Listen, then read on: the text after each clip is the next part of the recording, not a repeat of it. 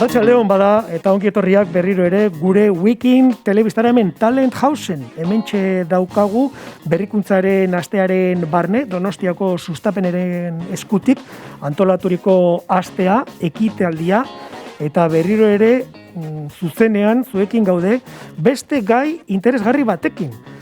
Nola izango dira etorkizuneko hiriak edo hobeto galdetuta nola izango da edo izan daiteke? Pentsatzen dugu izango dela etorkizuneko Donostia. Zergatik ez?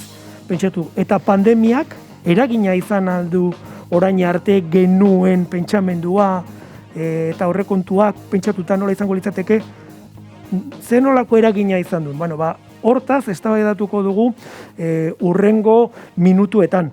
Muy buenas tardes, saludo también, por supuesto, desde este plató de televisión establecido en Talent House. Lleva toda la semana de la innovación, la que estamos llamando la Wikin TV, con temas interesantes, ponentes expertos, expertas, que nos van comentando cosas que algunos no reparábamos y que son muy importantes en la situación actual. Por ejemplo, el tema que vamos a debatir durante los próximos minutos, o que vamos a tratar. Se trata de convertir esto en un foro, la Semana de la Innovación, en un foro para comprender, conocer, debatir, reflexionar sobre aspectos que nos van surgiendo en una situación como la actual, en una situación de supercambio. El tema que vamos a tratar en los próximos minutos es cómo serán las ciudades del futuro.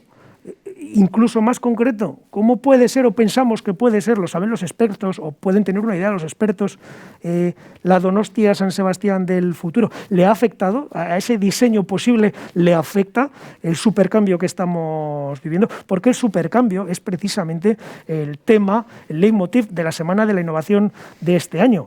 Las personas, la tecnología y la colaboración entre personas, que es lo que también aquí estamos haciendo, son la respuesta. El concepto del supercambio, como ya lo hemos repetido en anteriores ocasiones, no es un tema que se nos ocurra a nosotros, ya existe en metodología de design thinking y hace referencia a esos elementos disruptivos que en la mayoría de las ocasiones llega sin avisar y de repente nos plantea o nos replantea, nunca mejor dicho, nuestra manera de vivir, nuestra manera de trabajar. Bueno, pues uno de esos elementos disruptivos nos ha llegado en el 2020 en forma de pandemia y de repente, de la noche a la mañana, se han paralizado ciudades, se han paralizado países, el mundo se ha paralizado, nos ha puesto en jaque a todos. Bueno, pues tiene un papel muy importante para localizar cuáles son los retos, buscar cuáles son las soluciones, el papel de las ciudades, el papel de la ciudad de Donostia, San Sebastián, y desde diferentes prismas es lo que estamos haciendo en una Semana de la Innovación, que es un foro, como les decía, para pensar y sobre todo escuchar, los que tenemos que aprender, escuchar a los que saben más que nosotros de diferentes materias. Hoy tenemos, insisto, el futuro de la ciudad, el futuro de San Sebastián. ¿Cómo puede ser? ¿Cómo serán esas ciudades del futuro? Conmigo aquí en el set de televisión y desde ayer, desde que tenemos ya varios protagonistas, las medidas, insisto, y también lo quiero recalcar, tenemos las mascarillas, toma de temperatura a la entrada, se está aireando, todo está siguiendo el protocolo, con lo cual no hay ningún problema. Dicho lo cual, agradezco a los que han querido estar con nosotros, Xavier Barrutieta, de la Asociación de Arquitectura y Diseñadores de Interiores de Euskadi, Arratsaldeon, eta mil esker gurekin egoteagatik. Y junto a él también está Xavier Pérez de Arenaza, de AVIC, el clúster de equipamiento, madera y diseño. Arratsaldeon, zuretzat ere bai. Yo creo que es la única vez, no tiene nada que ver con el tema, pero es la única vez que me pasa que en un plato de televisión estamos 3 personas y las 3 nos llamamos Xavier. No sé si alguna vez os había pasado a vosotros, pero esto es curioso. Tenemos un invitado más, evidentemente, y que tiene mucho que decir y que aportar, que no se llama Xavier, evidentemente, que es el gerente de la Sociedad de Fomento, el organizador de todo esto que estamos disfrutando, Euken Sese, que también se suma a la charla. Euken, Arratsaldeon. Arratsaldeon, bai, berri. Y muchísimas gracias por responder a la llamada de la Semana de la Innovación. Por cierto, que antes de empezar, sí te traslado la enhorabuena de muchos de los ponentes que están entrando, nacionales e internacionales, que están sorprendidísimos con estas vistas que tengo yo aquí atrás, con el Talent House. Así que un acierto la ubicación de este plató de televisión, que entiendo que la pandemia obligó a tomar como medida excepcional. Bueno, pero siguiendo la tónica que planteas tú, también hay que recordaros que lo que veis ahí detrás es un componente digital, o sea que en función también de los propios visitantes, pues vamos cambiando desde esa imagen un poco lúdica de lo que es la bahía, seguramente a una imagen más industrial, ponemos fábricas a veces, o en algunas otras ocasiones también incorporamos algún otro elemento. Vamos a ir poco a poco, os invito, queremos aprender, queremos conocer toda la ciudadanía, aquellos pues datos que nos podáis ir comentando. Euken, sí me gustaría empezar contigo porque decía yo, ¿cómo serán las ciudades del futuro, las Smart Cities? Bueno, ya desde Europa ya se venía realizando un trabajo, ¿no? Antes incluso de la pandemia, desde la Unión Europea, ejemplos tenemos también en Donostia. ¿Ha afectado o cómo ha afectado todo esto? ¿Lo que se venía haciendo hasta ahora nos sirve? ¿Hay que adecuarlo? ¿En qué momento estamos? Porque yo creo que las Smart Cities ya sonaban incluso antes de la pandemia. Sí, y yo me retrotraía antes del año 2010, 2013, en los cuales se va instalando este concepto, digamos, de Smart, ¿no? Seguramente Smart no surge prácticamente de la nada, ni de un laboratorio, ni de unos experimentados catedráticos que nos dicen realmente lo que tenemos que hacer, sino que fundamentalmente ahí se unifican tres corrientes diferentes. Una, toda la preocupación y sensibilidad en el campo, especialmente de la eficiencia energética. Otra, los nuevos modelos que llegan de movilidad, que están unidos, están entrelazados también con el campo especialmente energético. Y otra, la importancia y la relevancia que van a tener las TIC, las tecnologías de la información, que ya se apuntaban como un elemento determinante y hoy en día tienen un notable desarrollo con todo lo que podríamos hablar de lo que es la digitalización, la transformación digital, pero también lo que puede ser la explotación, la economía, fundamentalmente, de los datos, ¿no?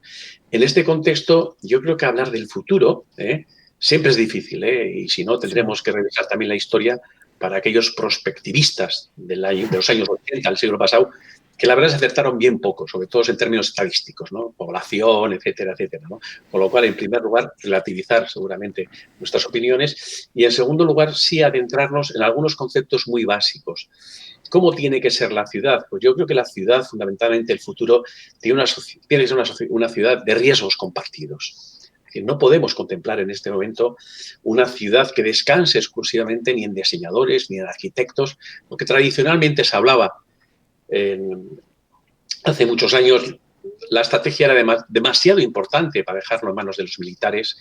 Recientemente, cuando hablamos de que la informática es demasiado importante para dejarla en manos de los informáticos, y probablemente la ciudad y el urbanismo también es demasiado importante para dejarlo de cierta manera exclusivamente en perfiles como los arquitectos, los ingenieros, etcétera, etcétera, ¿no? También diferenciaríamos dos ámbitos: las oportunidades que nos da los nuevos desarrollos urbanísticos escasos en nuestra ciudad y, sobre todo, esa mirada seguramente a la ciudad consolidada, a lo que realmente ya existe y sobre la que seguramente concentraremos gran parte de nuestros esfuerzos.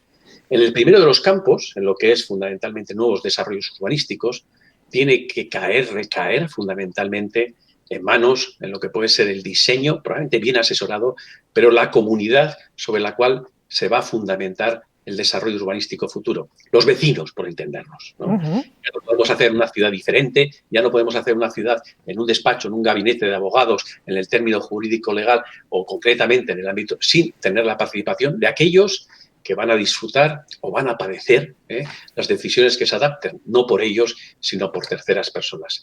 Tener nuevos barrios que sean más habitables, sin vehículo, etcétera, etcétera, es una decisión inicial que también tiene que descansar, especialmente por los que luego lo van a disfrutar o van a plantearse unas normas comunitarias comunes, conjuntas, para que realmente su entorno de vida, su calidad, sea máxima. Con lo cual estamos hablando fundamentalmente de una estructura muy participativa en lo que pueden ser los nuevos desarrollos, pero también los actuales. Es decir, no hace tecnología si no tenemos, como bien apuntabas tú, un entorno de colaboración, un entorno de cooperación en la cual todos podamos seguramente plantear nuestras ideas, nuestras iniciativas y co-crear.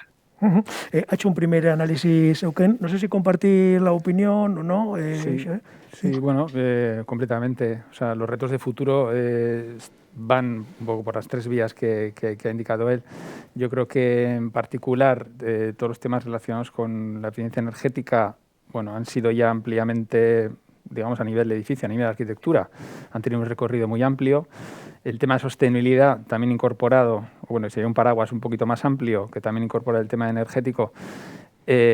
Pues también lo tenemos que ver en relación directa con cómo es cada una de las ciudades, cómo son los espacios verdes, cómo son esa oxigenación, esos corredores ecológicos, el paisaje, etcétera. Todos esos aspectos son los cada vez más demandados, yo creo, por parte de la sociedad, porque también tienen que ver mucho con la salud y con la calidad de vida de las personas.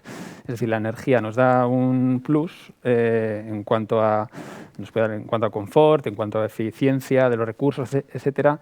Tenemos que buscar esa habitabilidad, como le llaman en inglés, el livability, ¿no?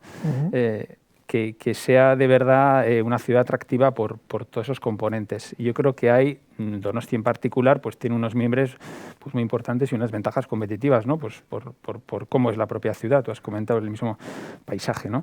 Y otros espacios que también forman parte de la ciudad, otros barrios, que cada uno tiene que tener un poco su perfil diferenciador. Yo creo que uno de los retos de futuro sí que es crear esa ciudad quizá a una escala próxima donde dependamos menos de la movilidad, digamos, de largo recorrido para que no tengamos que cruzar la ciudad para ir a trabajar o ir a compras, etcétera, ¿no? Y que nos concentremos casi como una especie de barrios o de células urbanas, me gusta llamarle a mí, que pueda tener un centro con su propia identidad y que cada barrio, pues yo creo que uno de los retos sería pues también perfilarlo y dotarle de una identidad propia, de manera que podamos hacer, pues bueno, a la escala de Donosti, pero un poco trasladar ese concepto quizá de ciudad de proximidad o como ha hecho París a su escala, esa ciudad de los 15 minutos, ¿no? Correcto. Es un concepto que está saliendo, incluso los que no estamos muy iniciados en las ciudades de los 15 minutos, que luego nos explicaréis o os preguntaré qué es lo que significa, pero ya está empezando a aterrizar en la ciudadanía. Eso es. Sí. Yo por complementar un poco, coincido también en esta idea de Euken de que esto es un tema colaborativo, ¿no? De que no es algo de que se encierran unos sabios en una sala y deciden cómo es la ciudad, sino que entre todas las personas, entre todos los agentes que configuran la ciudad, se debe decidir hacia qué tipo de ciudad queremos ir. Dicho esto, también quería recalcar un poco esos vectores de cambio, ¿no? De los que ya estamos empezando a hablar y que yo creo que además son comunes a todo tipo de sectores, no solo a la ciudad o no solo al ámbito de la arquitectura o el diseño de interiores, que es donde más nos estamos enfocando, que para nosotros, y desde Europa también ya se están identificando así, son la digitalización, el cómo todo este ámbito digital, tecnologías digitales, penetra en nuestra sociedad y en nuestros ámbitos, en nuestro hábitat, en nuestro estilo de vida. La segunda pata es la de la sostenibilidad que ya hemos comentado, hacia modelos circulares, ¿no? Donde en la ciudad, pues empezando desde el metabolismo urbano, ¿no? De cómo son los flujos tanto de energía como de materiales, como de bienes y productos que entran en la ciudad, cómo funciona todo ese modelo circular. Y el tercero es el cambio demográfico que estamos viviendo a nivel mundial, pero más intensamente en Europa y aún más intensamente en nuestro territorio, ¿no? Donde la población cada vez vive más años, cada vez hay menos personas jóvenes en proporción y hay más personas mayores, y todo eso requiere una serie de cambios de que la ciudad y los espacios que habitamos se tienen que adaptar.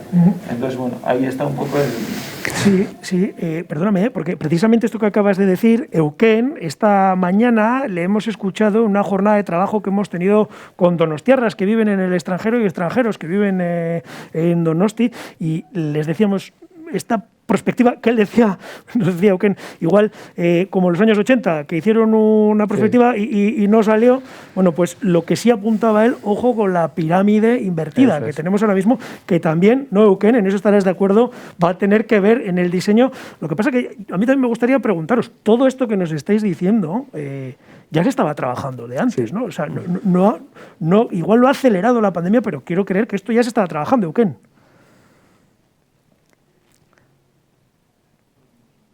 Le hemos perdido ahí un poquito el sonido al gerente de la sociedad de fomento. ¿Me oís? Sí, perfecto, ahora sí. No, me refería que algunos Tortulos apuntaba precisamente el tema de la pirámide invertida, estos hace 10 o 12 años sí que es verdad que ya empezamos a apostar por el talento. Una ciudad que no tiene un gran volumen en este momento de gente joven tiene que volcarse hacia el exterior fundamentalmente para atraerla. Es verdad que todo este camino que hemos ido avanzando hoy en día se ve recorrida por una pandemia que hace en cierta manera también plantearse o cuestionarse paradigmas que hasta ahora eran básicamente palabra de ley. Me refiero, por ejemplo, toda la estrategia de captación en este momento de jóvenes. Estáis en un edificio que se llama Talent House, precisamente para atraer científicos, doctores en este momento en nuestra ciudad, pues yo creo que en cierta manera se ve cuestionada y nos genera especialmente incertidumbres. Paradigmas como la globalización, ¿no? En el plano económico, imaginémonos lo que ha sido estos últimos años. Todo ha sido internacionalizarse, todo era externalizar parte de la cadena de valor y hoy en día nos planteamos si realmente es necesario que gran parte, por ejemplo, de los suministros que estamos utilizando en el campo sanitario pues vengan de China o tengamos un proveedor en Taiwán que dificulta notablemente realmente su transformación. A esto podemos añadirles los aranceles que algunos países, especialmente los trumpistas, por entendernos, están planteando. Entonces, todo ese concepto de decir, bueno, realmente la línea de trabajo es la globalización, en este momento no la estamos cuestionando. Tenemos muchos programas vinculados a los jóvenes, a la atracción del talento, pero es verdad que en este momento estamos en stand-by. Sí. No, la gente no se mueve y cuando nos vamos a países en los cuales podemos captar nuevo talento, pues realmente es muy complejo en este momento que puedan venir en primer lugar, más toda la tramitación de visados, permisos, COVID, etcétera, etcétera, ¿no? Con lo cual sí nos hace reflexionar un poco sobre lo que hemos hecho hasta la fecha y si va a ser posible, aunque el problema y el reto sigue siendo el mismo, si va a ser posible poder fundamentalmente desarrollarlo en el futuro. Lo cual no quita que para la situación del COVID indudablemente tenemos que ser optimistas y poner encima de la mesa proyectos, nuevos proyectos, generar ilusión, sobre todo para la gente, porque en esta falta de certidumbre realmente tenemos que generar, sobre todo, oportunidades de futuro, proyectos potenciales, se desarrollen o no se desarrollen. Xavier, bueno, los dos creo que me están pidiendo la palabra. Le voy a dejar primero a Xavier Pérez de Arenaza y luego Barrutitas. Sí, creo que es interesante un poco esta reflexión sobre este movimiento de la capacidad de las ciudades de atraernos, bien sea talento, bien sea empresas y todo esto, ¿no? Porque al final la pandemia ha cambiado las reglas de juego y eso está haciendo que se abran oportunidades donde antes, pues bueno, no las había. Históricamente las ciudades han sido polos de atracción, ¿no? Las grandes ciudades eran capaces de atraer a muchísima gente interesada en ir allí a triunfar, ¿no? A conseguir un buen trabajo, desarrollar una carrera profesional, etcétera. ¿Por qué? Porque la única forma de hacerlo era estando allí. Ahora se ha abierto una ventana de oportunidad. Yo creo que estamos casi en un tiempo de preguntas, ¿no? No tenemos las respuestas, pero estamos en un momento donde se está comprobando que no es necesario estar en Nueva York para trabajar en las mejores consultoras del mundo, porque han abierto la puerta a que tú estés trabajando desde un rincón de los Pirineos. Entonces, bueno, ahí se abre una oportunidad para tanto el ámbito rural como para ciudades más pequeñas para empezar a pensar en otras claves, ¿no? Ya no es necesario que venga la Volkswagen a montar una planta y contratar aquí a no sé cuántos mil trabajadores, sino que podemos hacer esto atractivo para atraer a mucha gente que está deseando de escapar de esas ciudades que hemos visto ahora confinadas, que les dan muy pocas oportunidades en cuanto a calidad de vida, ¿no? Viviendo en apartamentos pequeños, etcétera. Sí, yo quería apuntar un poco dos temas respecto al debate, ¿no? Por un lado, el equilibrio entre, digamos, la ciudad y el impacto que tiene la propia ciudad como sumidero de recursos en el conjunto del territorio. Es decir, las ciudades tienen un impacto en lo rural que ya pensadores de la talla de Rem Koolhaas y otros teóricos están apuntando en que el futuro va a ser el diseño de lo rural. Es decir, cómo el impacto de las ciudades, y estamos hablando de centros de proceso de datos o grandes plantas manufactureras o la propia agricultura que se está volviendo robotizada y automatizada, bueno, toda una serie de elementos que hacen que la ciudad funcione están repercutiendo fuera de ella, en el hinterland, que se suele llamar, ¿no? En el espacio trasero, pero eso hay que diseñarlo. Incluso los propios todos los temas de alimentación, que también dependen de otros espacios rurales. Entonces, hay un reto en buscar ese nuevo equilibrio. Es decir, me daban un dato hace poco que era la energía que consumían los centros de datos, de almacenamiento de datos a nivel mundial. Están hablando de en torno a un 15, un 20% de toda la energía que estamos consumiendo, la están consumiendo los centros de procesamiento de datos, de toda esta digitalización que estamos creando. Sí, entonces, sí. Y las grandes plantas de producción, que apenas necesitarán gente trabajando, pero tienen que estar localizadas en algún punto, ¿no? Entonces, hay una reflexión ahí entre qué pasa fuera de las ciudades para que las ciudades sigan funcionando. Eso por un lado.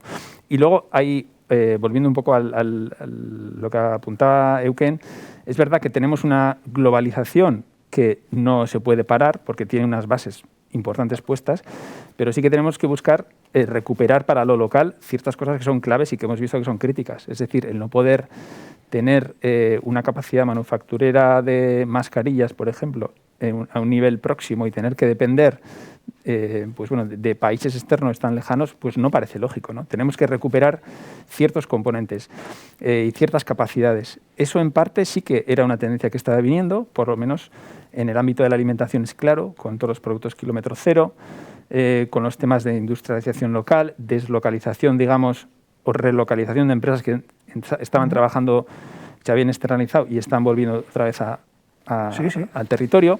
Entonces, esa dinámica va a seguir. Yo creo que hay que buscar un equilibrio entre ambos, lo bueno de uno y lo bueno de otros. Pero hay acciones globales que obviamente, si estamos hablando del cambio climático y de los retos, digamos, a nivel planetario, tiene que haber un consenso ahí y eso tiene que ser global. Pero en lo local tenemos unos retos muy interesantes de cara a ser más autosuficientes y más equilibrados en también nuestra responsabilidad, en lo que necesitamos y consumimos. Euken, escuchándoos a los tres, hablando de los retos que se plantean y lo llevo a lo donostiarra, los retos que se le plantean para Donostia San Sebastián, los tres habéis utilizado ya el término colaborar. O sea, esto no es, creo que el ejemplo que ha puesto él, esto no se hace en un despacho y lo deciden cuatro. Estos somos muchos agentes, muchos sectores los que tenemos que colaborar. Esos son los escenarios, Euken, ¿no? Si no estoy equivocado, que habría que fomentar para seguir con el diseño de las ciudades del futuro. Sí, yo creo que la colaboración en cierta manera es la base y tomar a la persona o al ciudadano en todo el epicentro de lo que puede ser el campo del diseño, el campo tecnológico, el campo evidentemente de las TIC, ¿no? Yo creo que realmente es lo más importante. Ahora bien, cuando planteamos los retos, dices, a mí un reto que en este momento me apasiona porque seguramente es el que está avanzando más rápidamente, es el campo de la movilidad. San Sebastián va a ser diferente, sobre todo en el ámbito de una ciudad prácticamente peatonalizada. Ya sé que esto nos puede parecer extraño a fecha de hoy cuando tenemos tanta presión todavía del vehículo, ¿no? Y por un lado, sí entendemos que los vehículos, que la persona va a hacerse, va a empoderarse en todo el ámbito, especialmente del espacio público, ¿no? Entonces, este es un tema crítico, seguramente, para empezar a percibir cómo se va a desenvolver la ciudad. Evidentemente, necesitamos nuevas infraestructuras, necesitamos soterrar en gran medida parte de lo que son fundamentalmente los viales y luego también nuevos mecanismos de distribución. Una ciudad hoy en día presionada por la venta online y las diversas grandes compañías como el Bezos, etcétera, conlleva fundamentalmente una regulación diferente de la que es la ordenación de la distribución interna, ¿no? Entonces ahí empieza a coger cuerpo teorías que empezaron a fraguarse hace 6 años y hoy se empiezan a ver con bastante claridad. La última milla, ¿no? La regulación de que la ciudad no puede ser pasto de cualquier transportista, sea de Amazon, sea de cualquier otra gran multinacional, sino que tiene que haber un modelo de regulación, una distribución de proximidad, tiene que haber almacenes urbanos, probablemente en el subsuelo, que sustituyan un menor peso del actual parking, ¿no? Los parkings en este momento que llegamos hasta el centro seguramente tendrán que transformarse y cubrir otra nueva función que estará vinculado especialmente a lo que puede ser la distribución de proximidad en términos, etcétera. A mí el tema de la movilidad me parece que es crítico y es más, estamos viendo todo el desarrollo de las grandes empresas fabricantes de automóviles, cómo están trasladando el concepto de venta de automóvil a lo que puede ser fundamentalmente servicio de movilidad, ¿no?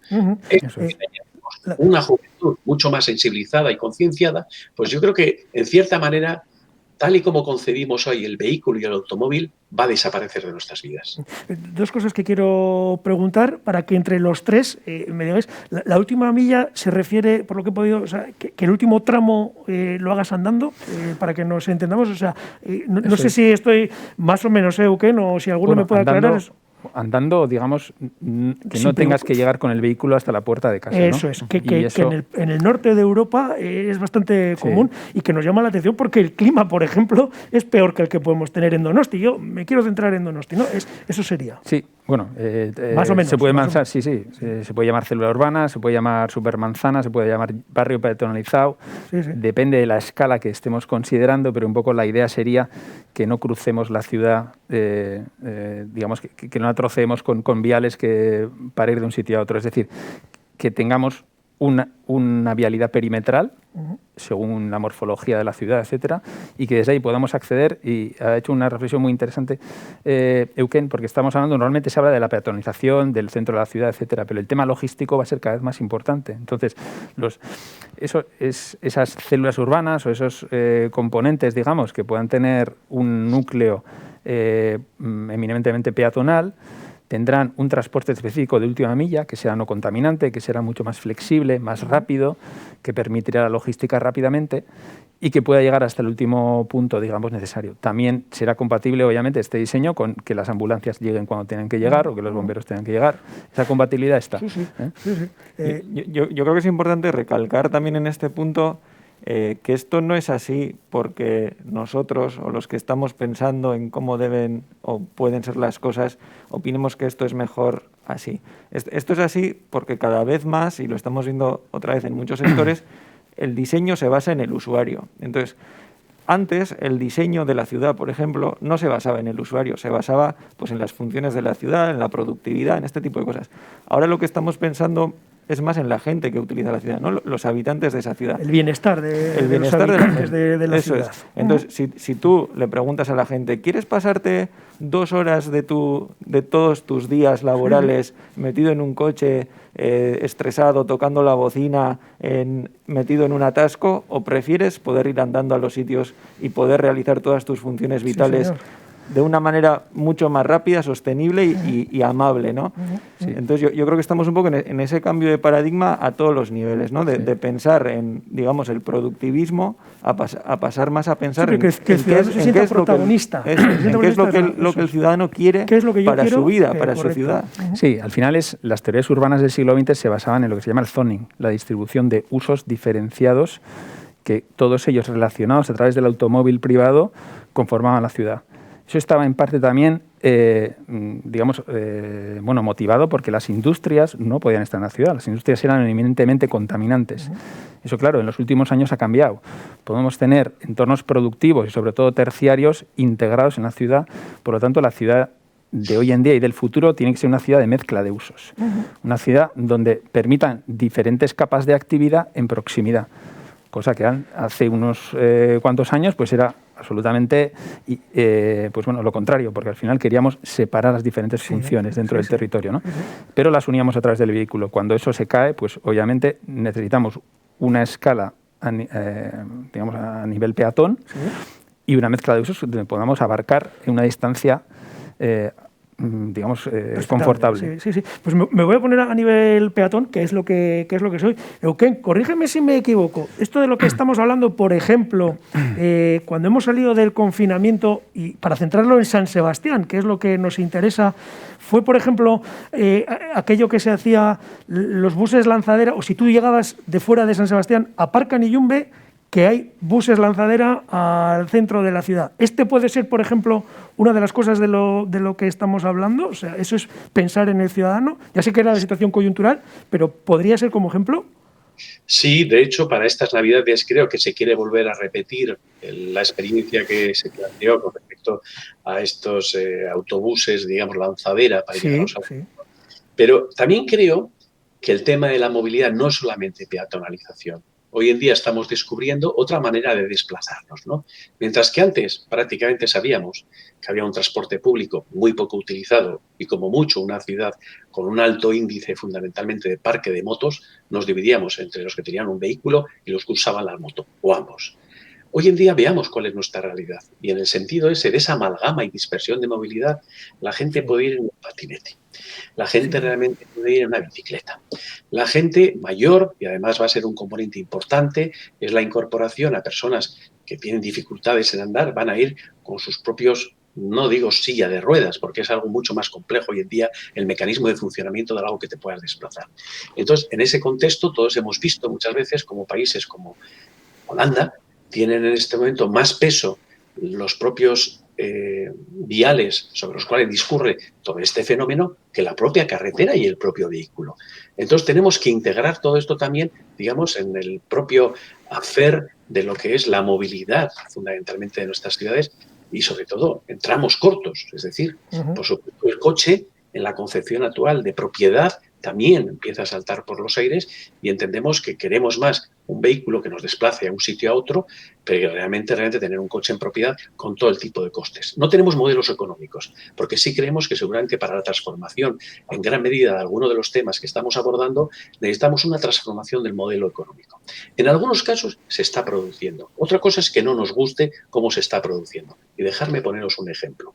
Cuando ya hace unos años se toma la decisión de la gran apuesta del vehículo eléctrico, fundamentalmente por los fabricantes de automóviles, dejando en stand-by todo el tema de hidrógeno, resulta que pues, surgen compañías nuevas. Tesla, por ejemplo, ¿no? Es evidente que ese cambio de modelo económico contribuye notablemente a la socialización del uso del automóvil eléctrico.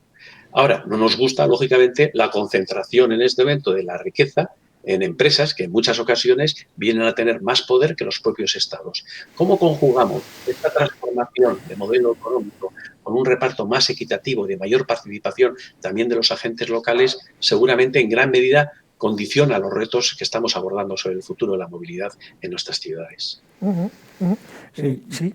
Yo creo que también hay una segunda pregunta que impacta mucho en ese diseño de ciudades y barrios, que es el por qué necesitamos movernos, ¿no? Actualmente, lo que decíamos antes, el diseño tradicional de ciudades nos ha obligado a tener que ir del punto A al punto B, porque en el punto A no podía hacer aquello que podía hacer en el punto B, ¿no? Ahora estamos también un poco volviendo a darle la vuelta a la tortilla. Cuando París está planteando estas ciudades de 15 minutos policéntricas, ¿no? Donde los barrios cogen peso, lo que se está haciendo es eliminar el trayecto del punto A al punto B, que ese punto A sea lo suficientemente completo y diverso para que todas esas funciones vitales, principalmente trabajar, consumo, ocio, servicios, esté en 15 minutos. Y vivir, esté todo ahí concentrado. Te iba a preguntar, ¿qué significa ese concepto? Yo me lo he trabajado un poquito, ciudad de los 15 minutos, el urbanismo táctico, y era precisamente todo eso que has dicho, ¿no? El trabajo, sanidad, comercio, cultura y ocio en 15 minutos. Debemos tener claro que los fabricantes de coches lo que quieren seguir haciendo en el futuro es vender coches. Quiero decir, ellos no quieren solucionar el problema de la movilidad, sino seguir vendiendo coches. Entonces, hay una segunda parte, ¿no? O sea, hay una derivada anterior que es ¿por qué en estos momentos en las ciudades es necesario moverse de A a B? Y yo creo que ahí es donde surge un poco esa transformación que vamos a vivir a nivel local. Sí. Yo creo que a nivel barrio también hay unos retos, que es el rediseño y el repensar. No se detienen los retos, ¿eh? O sea, ya vamos al plano del barrio. Eso es, bueno, el repensar, es decir, cómo vamos a hacer atractivo que, primero, que funcionalmente tú tengas todos esos elementos cercanos, pero yo creo que hay también un reto más de decir, bueno, ¿cómo te sientes tú identificado con esa centralidad? Es decir, a nivel casi simbólico también. Es decir, hay barrios que no tienen un centro, que pueden ser funcionalmente correctos, pero también tenemos que buscar un poco ese espíritu de centralidad o de mini centro, digamos, en cada uno de los barrios. Y precisamente se podría hacer un estudio de cada uno de los barrios. ¿Cuál es ese centro? ¿Cuál es ese corazón? O sea, que sería volver a preguntarle al ciudadano, ¿no? O sea, para ti, en este barrio, ¿qué sería para ti? ¿Cómo identificas tú tu símbolo de referencia, tu lugar de referencia, tu plaza central? Y eso ya se está planteando. A nivel de ciudades de futuro ya se está planteando. Claro, porque eso indica que, cada 15 minutos, si nosotros hacemos, digamos, si definimos un área, ese área tiene su estructura interna, que igual originalmente no se ha pensado para que sea así. Pero ahí podemos introducir una capa con toda esta filosofía y estos conceptos que estamos diciendo, y se transformaría, digamos, la percepción, digamos, de esa ciudad. Escuchándoos a los tres, se me viene a la cabeza lo que hace años hablábamos de las ciudades dormitorios, claro. Pero ahora es dotarle lo voy a hablar muy llano y muy plano, igual alguno me echéis la bronca, pero es dotarle de contenido a esa ciudad dormitorio. Sí, sí. Te voy a dar lo que necesitas para que tú te sientas identificado y no salgas de aquí. Eso es. ¿O qué? ¿Es eso o no es eso? ¿Esa es la Donosti que podemos tener? Hombre, yo me imagino que esto ya ha pasado, es parte de la historia ya, los barrios dormitorios. Sí. En línea de lo que apuntaba anteriormente Xavier, sí es cierto que en cierta manera Donosti, anteriormente al COVID, y con todas las incógnitas que nos van a dejar el legado y el cambio de paradigmas, sí teníamos enormes fortalezas con respecto a las grandes ciudades. Lo vinculamos otra vez a lo que hablábamos respecto al tema del talento. Antes había un ranking de las ciudades más atractivas, sobre todo para captar personal muy cualificado o talento científico en el mundo. Y eran ciudades grandes. Era el caso de París. París se tiene que reconvertir fundamentalmente en el campo de movilidad para llegar a esos 15 minutos. Donostia no tiene que reconvertir. Donostia ya no tenemos ese acervo, ya tenemos esa fortaleza. Y entonces lo que se está produciendo es que en esos rankings cada vez ciudades medianas o ciudades hasta pequeñas compiten muy bien con grandes ciudades. ¿Por qué? Porque la movilidad es mucho más sencilla, porque la oferta cultural realmente no es equiparable a una gran ciudad, pero cubre unos requisitos mínimos, porque la calidad de vida es muy alta. Quiero decir que en ese momento yo creo que conforman, sobre todo, fortalezas muy importantes de ciudades como las nuestras de cara a competir con el exterior. A todo esto también me gustaría introducir otro elemento que creo que es crítico y que es sobre todo los datos, la información de los datos, el Big Data, ¿no? Yo creo que en cierta manera para mantener esa calidad de vida que ha sido una realidad en nuestra ciudad, cada vez tendremos que ir más a modelos que integren los IoTs, que contemplen la sensórica y que eduquemos a la gente en la toma de esos parámetros. Yo creo que, pongo además un ejemplo. Acabas de sacar un tema, Euken, que te están esperando aquí en la sala. Quiero decir que me parece que debe verte un buen melón. No, por favor. No, por favor. En ese ámbito, por ejemplo, yo creo que hace 100 años la gente normalmente, el pueblo llano, no disponía de reloj. Y había elementos como relojes en nuestras ciudades que eran un referente, porque el valor del tiempo no era tan importante. Hoy en día está perfectamente socializado. Tendremos que llegar a la socialización de saber cuándo el aire que respiramos es puro o no es puro, o tiene una calidad 5 o tiene una calidad 10, cosa que hoy en día muy pocas veces lo podemos saber, ¿no? Y todos estos elementos los tenemos que integrar en nuestro modus vivendi, ¿no? de relación fundamentalmente. Y eso significa integrar todos esos datos, diseñar nuevas plataformas que van a ser imprescindibles fundamentalmente para la toma de decisiones. En muchas ocasiones las administraciones, los consejos de administración, perdonadme por la expresión, también los políticos y hasta los técnicos, tomamos decisiones porque es que la gente se está yendo fuera, todos nuestros jóvenes se van. No, tengo una amiga que se ha ido el hijo. Claro, todo eso ya no tiene valor en un momento en el cual tienes que tomar decisiones sobre un volumen de datos importantísimos. La ordenación, la traducción de esos datos en términos fundamentalmente de tomas de decisiones en organismos va a ser claves, va a ser críticos. Y hoy en día también no podemos olvidar que esos son nuevos modelos de negocio que se van a ir desarrollando en el futuro. ¿Quién es capaz? El valor del dato es muy importante y lo va a tener todavía mucho más de cara al futuro, tanto en el plano económico como en aspectos como calidad de vida o de socializar ese tipo de indicadores de cara a la población en general.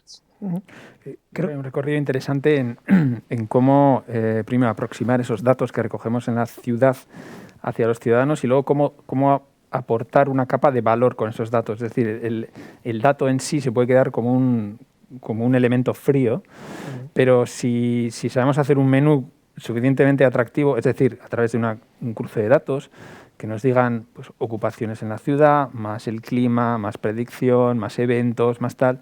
O sea, podemos casi hacer como un gemelo digital de la propia ciudad, ¿no? A través de los datos y entender mejor por qué funciona la ciudad, cuando funciona bien o cuando no funciona tan bien, a través de una serie de datos. Yo creo que en la primera etapa, al principio de la conversación hemos comentado las Smart Cities y los datos, ¿no? Que se generaban. Yo siempre he sido un poco crítico con las grandes empresas que un poco empujaban a las administraciones a medir toda una serie de cosas, pero luego no estaba tan claro para qué se medían todas esas cosas, ¿no? O sea, yo creo que tiene que haber una capa de diseño que guíe un poco el objetivo de qué hacer con esos datos y sobre todo que ponga y cada vez es menos discutible que ponga a las personas en el centro. Es decir, el objetivo de esos datos al final es conseguir una mejor calidad de vida, una ciudad más atractiva, más vivible, más flexible, etc. Perdóname que te interrumpa. Yo vuelvo otra vez, soy del discurso más plano, antes he puesto lo de los buses lanzadera de Yumbe, vuelvo con otro ejemplo en Donosti, y no se cruzaban datos entonces, pero por ejemplo, algo de lo que estas puede tener relación, a la salida del confinamiento, nuevamente, si yo quería ir a un polideportivo, por ejemplo, en esta ciudad, podía haber el grado de ocupación, que igual... No sé si funcionaba antes, pero yo lo he descubierto ahora. Sí. De esto estamos hablando, por ejemplo, o puede ser uno de los asuntos. Eso es. Puede ser uno de los datos e incluso eso es un dato, digamos, directo, pero la recombinación de datos nos puede dar unos datos de mayor complejidad que puede ser incluso más interesante. Que puede revertir en el bienestar del ciudadano, que es de lo que hablabas tú antes, ¿no? O sea, al fin y al cabo es mirar las ciudades desde el punto de vista del ciudadano. Yo creo que al final lo que estamos hablando es de toda esa capa digital cuando cae, ¿no? Dentro de lo que se conoce como el diseño urbano, ¿no? Aterriza, pero casi como un meteorito, ¿no? Y podemos ver pues aplicaciones que tienen pues una consecuencia directa sobre la comodidad del usuario, de que puede pues ver si están ocupadas las instalaciones deportivas o como eso, pues otras tantas cosas, ¿no? Puedes saber la temperatura del agua de la playa sin tener que meter el pie en el agua, ¿no? Todo este tipo de cosas pues tienen distintos planos. Yo coincido también con Xavier en la idea esta de que la tecnología en sí no es el objetivo, la digitalización en sí no es el objetivo, sino que es un medio que nos va a ayudar a hacer las cosas mejor. Fíjate que estamos hablando del futuro de las ciudades y estamos intentando, pensar un poquito en San Sebastián, pero esta reflexión que acabas de decir es que ha salido ya en diferentes temas en esta misma semana, la innovación. La tecnología no es la solución, pero es parte de la solución. Entonces, hacer un buen uso de la tecnología nos va a ayudar a esos objetivos o esos retos que nos vayamos a marcar, que creo que es lo que está haciendo. Y una pregunta que os lanzo también, la inteligencia artificial. Ya sonríes, ¿no? Vengo en son de paz, pero ¿qué efecto va a tener en las ciudades del futuro a partir de este momento? Yo en la ciudad, en concreto en la ciudad, se me escapa un poco la aplicación directa como puede ser, pero precisamente hemos tenido un debate a través de un grupo de WhatsApp ayer. Les planteaba yo la inteligencia artificial aplicada al diseño de la arquitectura. Correcto. En concreto. Entonces veíamos cómo, claro, muchas se pueden hoy en día programar o se pueden, puedes alimentar toda una serie de algoritmos a través de datos que hoy en día lo estamos procesando de manera, digamos, a través de nuestro cerebro, ¿no? Estamos optimizando A con B, con C, con normativas, con objetivos y tal. Está evolucionando de una manera brutal, o sea, la inteligencia artificial. Y ya podemos llegar a hacer diseños incluso automáticos, mandándoles 4 o 5 datos y la propia inteligencia artificial y a través de proyectos y datos que se van metiendo, toda esa gran bola, digamos, de datos, puede crear diseños muy cercanos a lo que podamos desear. Entonces, claro, ahí estaba un poco el debate de cuál va a ser dentro de unos años el propio papel de los diseñadores. Si vamos a aportar tanto, si tenemos que migrar y tecnologizarnos, también digitalizarnos hacia aportar valor en la programación de esos datos. O sea, la digitalización es una capa que va a permear tanto en todos en todas las profesiones, que incluso esa era un poco pues el reto que nos planteaba desde nuestro plano. Yo creo un poco en la línea de lo que dice Xavier, a pequeña escala, la inteligencia artificial lo que ayuda es un poco a optimizar esos diseños, ¿no? Por poner un ejemplo, si nosotros tenemos una oficina donde queremos meter a 30 personas, a través de la inteligencia artificial, en vez de estar yo pensando exactamente cómo hay que disponer las mesas, puedo programar para que automáticamente me haga 30 propuestas distintas y elijamos en función de si queremos más luz natural, más calor, más frío, más rapidez. Entonces, bueno, todo eso es... Y es una oficina, interiorismo. Hablemos de una ciudad. Claro, eso lo podemos aplicar. Y a nivel barrio también lo hemos visto, a nivel barrio, pues que te optimiza pues soleamientos, con accesibilidad, con diferentes tipos de viviendas. Por donde tienen que estar las rutas de bicicleta, por donde tienen que estar la iluminación, por ejemplo. Entonces, bueno, eso está. Y a nivel ciudad es un pasito más. Es decir, ya podemos llegar a... Es un nivel de computación más alto, pero lo veremos a nivel de ciudad. ¿Qué nos sorprendería a este respecto en los próximos años? ¿Qué no nos sorprendería? ¿Qué nos sorprendería? Bueno, pues ese incremento, digamos, en la complejidad del análisis que podamos ser capaces. Sí, que es un poquito de lo que nos hacer, decía ¿no? Euken, ¿no? El Big Data, el saber Sí, interpretar, eso es. el hacer un uso correcto y insisto, terminar en ese bienestar. Sí, algo querías. Claro, hay que tener en cuenta también que las ciudades tienen inercia. O sea, esto no es que de repente vaya a llegar este tipo de tecnologías y cambiemos de un día para otro, ¿no? Sino que esto va un poco penetrando poco a poco, te va calando pues como una lluvia fina y va llegando desde todos los ámbitos y va adquiriendo niveles de madurez además dispares, ¿no? Porque quizá a nivel de gestión municipal pues puede tener un recorrido más ágil porque ayuda a optimizar procesos, mientras que a nivel de diseño de espacios concretos pues quizá lleve otro tipo de ritmos. Entonces, bueno, es verdad que ahí a nosotros nos gusta, ¿no? Hablar de todo esto, de lo que puede No, pero venir y tal. es que va a ser, no voy a decir tema de conversación, bueno, no sé si va a ser tema de conversación, pero sí es verdad que va a tener que ver en el diseño del futuro de la ciudad, de Donosti. Seguro que tiene impacto en el futuro de Donosti, la inteligencia artificial, no tengo ninguna duda. Euken, no sé tú qué opinas al respecto. Yo creo que inicialmente son conceptos nuevos, modernos, que podríamos denominarlos como concepto contenedor. Es decir, no tenemos todavía muy claramente la visualización del impacto de la inteligencia artificial. Google está a través de una empresa desarrollando toda una línea de lo que es el coche autónomo. Por cierto, tendremos en algunos ámbitos, si no hay 5G y seguridad, fundamentalmente de conectividad, difícilmente va a poderse desarrollarlo. Pero Google no está vendiendo un coche autónomo. Google está vendiendo la demostración de la inteligencia artificial. Y ante eso, yo creo que tendríamos que anteponer, sobre todo, un modelo de formación básico. Hasta ahora, en lo que ha sido la evolución digital, hemos tenido mucha gente que nos hemos ido quedando en el camino, lo que se denominaban analfabetos digitales. Hoy en día creo que estamos en el mismo punto con el analfabeto tecnológico. Estamos hablando de inteligencia artificial, estamos hablando de robótica, estamos hablando de machine learning, estamos hablando de muchos conceptos que todavía no somos capaces de visualizarlo claramente, pero especialmente tendríamos que, en cierta manera, aprender una base, como lo hicimos hace 20 años, gracias a la labor de los informáticos que nos entendían, nos enseñaban y nos planteaban las oportunidades que nos daba en este momento la red o la informática, yo creo que tendríamos que llegar también la posibilidad de que todo el mundo se dotara en el ámbito educativo y también profesional de un mínimo conocimiento, una base de usuario, por ejemplo, en alguno de estos nuevos tecnologías que nos están verdaderamente impactando y casi como un tsunami. Pero definamos claramente qué es inteligencia artificial. Hoy en día sirve para un zurcido y para un descosido, es decir, todo el mundo dice que hace inteligencia artificial. Lo has definido perfecto con el concepto contenedor, o sea, lo has clavado. Yo creo que en ese sentido habría que trabajar probablemente un poco más, porque ya digo que hoy en día vale prácticamente para todo. El tema del código que comentaba Euken, pues el otro día leí un artículo que hablaba de en California cómo enseñaban a los niños, preguntaban en un aula who speaks code, quién habla código. Es como un nuevo lenguaje.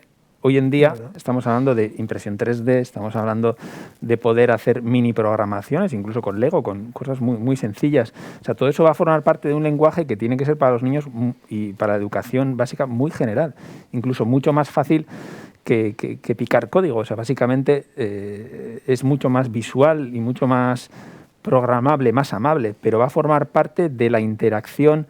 O sea, para sacar el uso de la interacción con las máquinas, claramente hay que estar en ello. Entonces, a los que nos pilla, digamos, pues bueno, una edad mediana o más avanzada, pues costará algo más, pero la gente joven, yo creo que esa brecha no podemos permitirla, porque cada vez más la digitalización va a requerir de esa interacción y de saber manejarnos versus, pues bueno, programación de las máquinas, etcétera. Si no, nos van a... O sea, el que no sepa eso va a ser un verdadero analfabeto porque va a estar dominado y va a estar fuera, no va a tener control, digamos, sobre todo ese mundo, toda esa nube digital que sí o sí va a llegar. Entonces...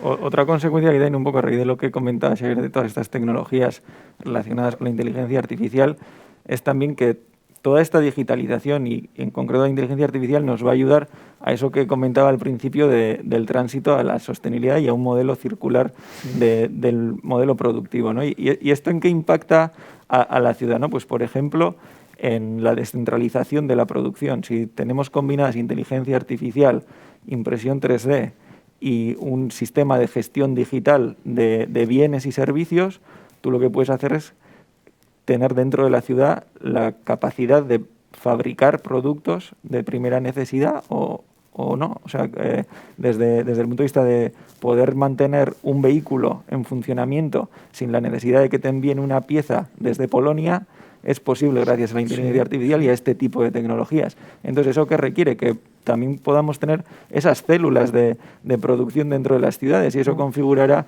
pues nuevos espacios dentro de los edificios que tendrán que tener tecnología. Formarán parte de la inercia servicios. de la ciudad, que es de la que hablabas tú. Eso es. Entonces, bueno, ahí al final hay muchas capas, ¿no? Muchos niveles en los que puede impactar y puede hacer que se configure de una forma o de otra la ciudad. Ahora mismo estamos, lo que decía antes, en el tiempo de las preguntas. No sabemos si será así o será de otra forma, pero nos preguntamos, ¿y si esto ocurriera de esta manera, qué pasaría, ¿no? Bueno, pues yo os voy a hacer una pregunta a los tres también. Estamos ya en la recta final de esta charla, que a mí me está pareciendo de un aprendizaje brutal. Hemos tratado la digitalización, la sostenibilidad, el tema demográfico, que era la triple base de la que nos hablaba Euken al principio.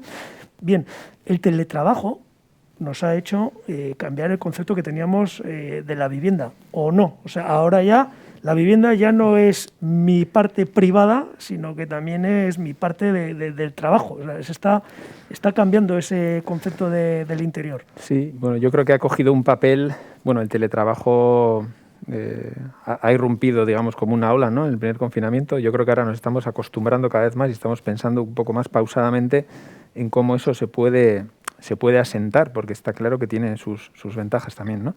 Yo he leído textos que hablaban incluso de la terceros espacios, es decir, espacios que no son ni los espacios productivos de oficina normal ni las viviendas, o sea, experiencias que pueden ser en estos centros de barrio que comentábamos, donde puede haber, por ejemplo, espacios digitales preparados para hacer reuniones o espacios que puedan tener una capacidad de actuar pues bueno, digitalmente muy flexibles, que puedan alquilarse, utilizarse de forma, digamos, compartida, pero que puedan dar una prestación evitando una vez más pues esa necesidad de desplazamiento, ¿no?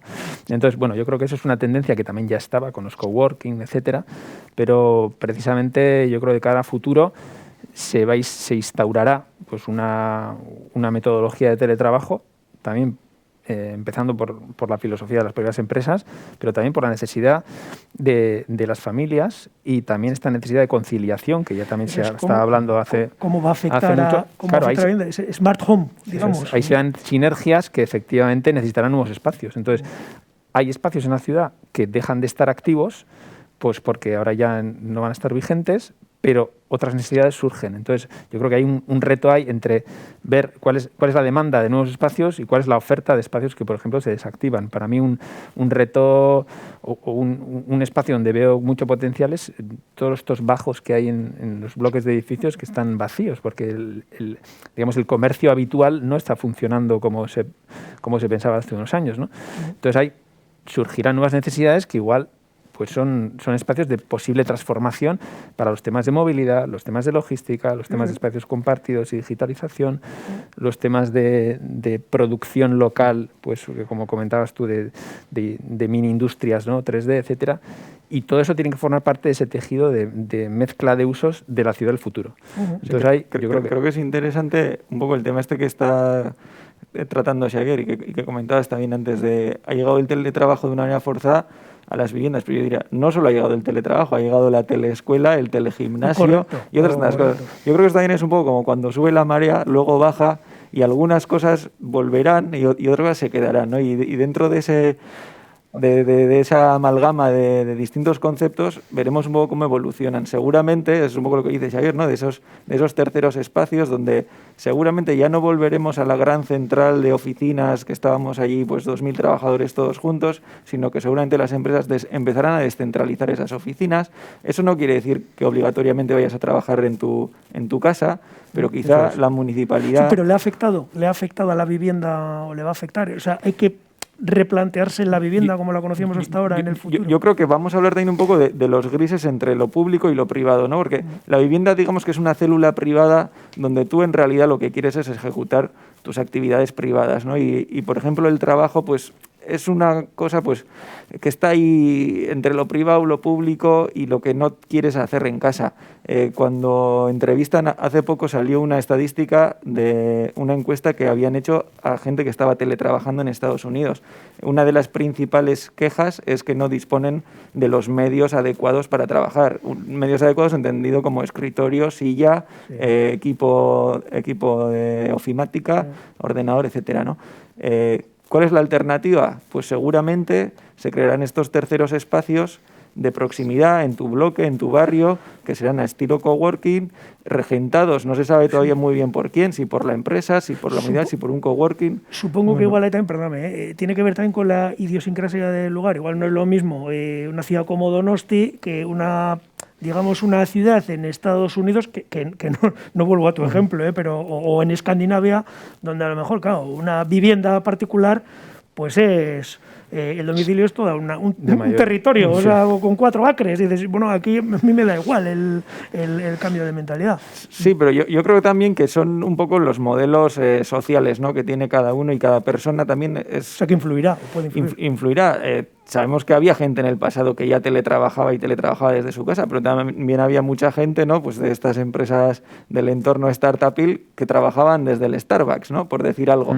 Entonces, bueno, todo esto ¿cómo va a evolucionar? Pues seguramente iremos hacia esos grises, ¿no?, hacia esos espacios, sí, que no son ni públicos ni privados, sino que son híbridos, donde, bueno, ya veremos exactamente cómo se configuran. De hecho, una de las corrientes que está apuntando en los últimos años es la domesticación, la hogarización de la oficina, ¿no? Es decir, la oficina cada vez se parece más a tu casa, bueno, a través del diseño. Pero que le pongan balcón, ¿no? Sí, sí, pero son las oficinas, pero claro, si las traemos de vuelta a casa, pues es un poco lo mismo, pero da la vuelta al calcetín, ¿no? Entonces yo, bueno, ya apuntado a ver un poco las dificultades que son obvias de compatibilizar ambos mundos. Y ahí yo creo que uno de los componentes vuelve a lo digital, es decir, cómo las tecnologías digitales no son un añadido y sobre una vivienda sin más, sino que las viviendas, las que puedan y tengan dimensión, posiblemente tendrán que incorporar ya elementos digitales para poder hacer eso posible, pero que no sean añadidos venidos, digamos, a posteriori, sino espacios pensados pues para una teleconferencia o para un trabajo, o espacios híbridos pues que sirvan para que sean multifuncionales, como zona de trabajo, zona de estar, etcétera, ¿no? Entonces, ahí sí que esa zonificación, otra vez, que hablábamos a nivel ciudad, quizá esa zonificación tan clara a nivel espacio interior de vivienda, pues también tiene que repensarse. Y puede ser una vivienda taller o una vivienda con una posibilidad de reunión, con un espacio más público, semipúblico, donde yo pueda traer a alguien a hacer una reunión, pero sigo teniendo mi vivienda. O sea que, y una pregunta que me hago desde la ignorancia, si deriváramos o evolucionáramos hacia esto que apuntas, yo podría terminar en un determinado barrio de Donosti, depende del tipo de vivienda que hay ahí, porque se ajusta a mi sector. Posiblemente. Ahí también veo una barrera también normativa, ¿no? Porque estas cosas también han sido hasta ahora muy claras, ¿no? Es una vivienda, o es una oficina, o es un taller, o es cosas como muy segmentadas. Quizá pues hay que flexibilizar un poco más también eso para hacer posible pues bueno, que estos nuevos terceros espacios surjan, ¿no? Sí. Yo creo que hay que tener en cuenta también que la vivienda como unidad funcional o tipología espacial es la que seguramente menos ha evolucionado en comparación con otras, ¿no? Si tú tomas una vivienda de hace 100 años y la comparas con una oficina de hace 100 años, con una fábrica de 100 años, con una tienda de hace 100 años, seguramente esas tipologías de espacios han evolucionado mucho más rápido y han cambiado en el tiempo muchísimas más veces que lo que es la vivienda, ¿no? Entonces, yo creo que también es difícil saber si realmente la vivienda va a romper con esa inercia que trae desde hace siglos, donde, bueno, más o menos se ha desarrollado de una manera bastante corriente, continuista, mientras que los demás espacios se han transformado continuamente, ¿no? Y seguramente también la capa esta de digitalización va a penetrar mucho más rápido en esos otros espacios. Entonces, bueno, veremos cómo casan. No sé, se está pidiendo la palabra para el otro. No sé si alguien quiere aportar algo, pero le voy a dejar a Xavi y cierro con lo que... Sí, claro, por favor. No, yo apuntando, por no perder el hilo, precisamente todo eso las grandes empresas tecnológicas ya se están metiendo en la vivienda. Es decir, la tecnología está irrumpiendo a través de los elementos que te escuchan, de pues bueno, un poco las interacciones que podemos tener a través de toda una serie de dispositivos que van a ir a más, y con el 5G todavía más. Entonces, yo lo que me gustaría es que también hubiera, pues bueno, desde el punto de vista de la arquitectura, el diseño interior, una guía, es decir, que podamos aportar en cómo se hace esa integración. Porque volvemos un poco, estábamos hablando de las Smart Cities y yo hacía un poco la crítica de las grandes compañías que se metían a medir mil cosas, ¿no? Pero puede pasar un poco lo mismo con la Smart Home.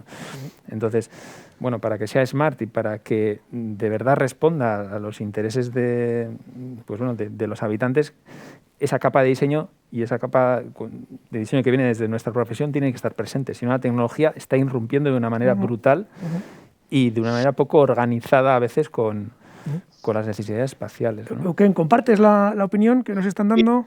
Comparto lo mismo que dicen los dos Xaviers. Creo que va a haber una transformación importante de la vivienda, pero no debemos tampoco olvidar que precisamente en nuestras ciudades, especialmente aquí o en el Estado, nos han significado por encontrar una mixtura, no en la vivienda, sino en los desarrollos urbanísticos mixtos, algo que también había surgido.